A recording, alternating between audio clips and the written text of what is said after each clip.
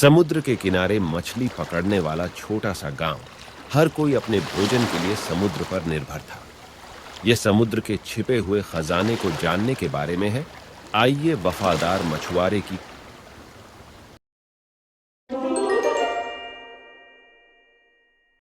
एक समय की बात है।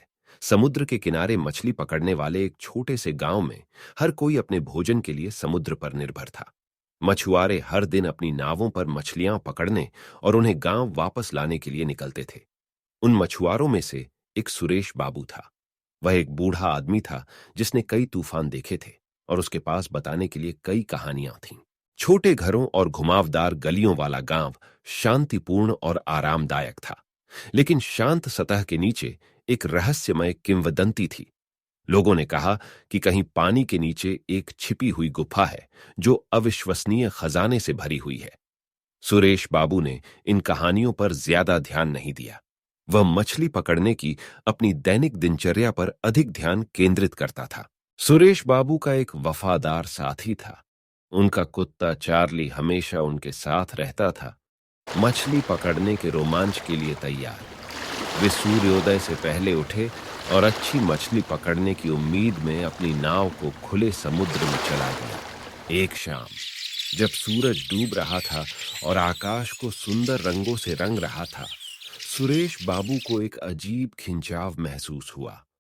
ऐसा लगा जैसे समुद्र उसे बुला रहा हो। उसने इसे नजरअंदाज करने और अपना काम जारी रखने की कोशिश की, लेकिन यह भावना दूर नहीं हुई।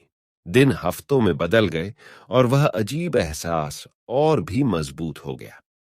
सुरेश बाबू पानी के नीचे की गुफा और उसमें रखे खजाने की किंवदंती के बारे में सोचना बंद नहीं कर सके।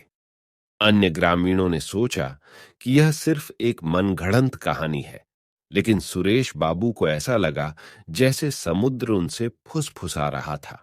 एक रात अब और विरोध करने में असमर्थ सुरेश बाबू ने उस खिंचाव का पालन करने का फैसला किया जो उन्होंने महसूस किया था।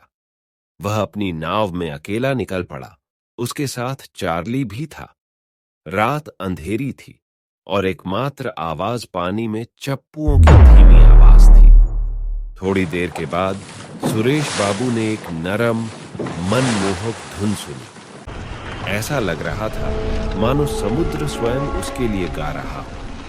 उसने संगीत की दिशा में अपनी नाव चलाते हुए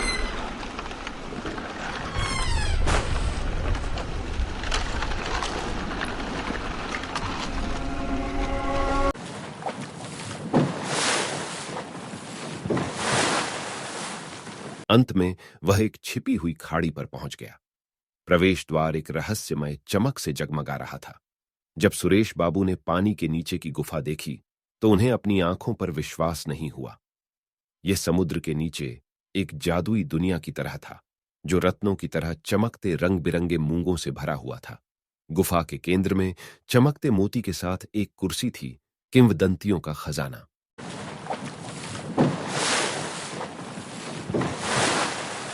सुरेश बाबू ने मोती को छूने के लिए हाथ बढ़ाया, लेकिन तभी उन्हें कुछ एहसास हुआ। सुंदर संगीत बंद हो गया था और एक भयानक सन्नाटा छा गया था। जब उसे एहसास हुआ कि वह गुफा के जादू में फंस गया है तो उसे घबराहट महसूस हुई। गांव में लोगों ने देखा कि सुरेश बाबू गायब हैं। दिन हफ्तों में बदल गए और हर कोई अपने दोस्त के बिना उदास हो गया। चार्ली हर दिन किनारे पर बैठकर समुद्र की ओर देखता रहता था और सुरेश बाबू के लौटने का इंतजार करता था।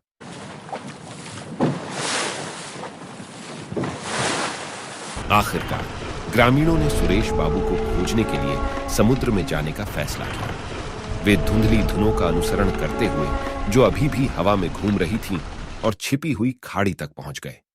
उन्होंने पाया कि सुरेश बाबू जमे हुए हैं, फिर भी मोती की तलाश में हैं। ऐसा लग रहा था जैसे उसके लिए समय रुक गया हो। गांव वाले हाथ जोड़कर गीत गाने लगे। यह प्यार और दोस्ती का गीत था, सुरेश बाबू के साथ साझा की गई यादों का गीत था। गुफा झिलमिलाने लगी और आकर्षण फीका पड़ने लगा।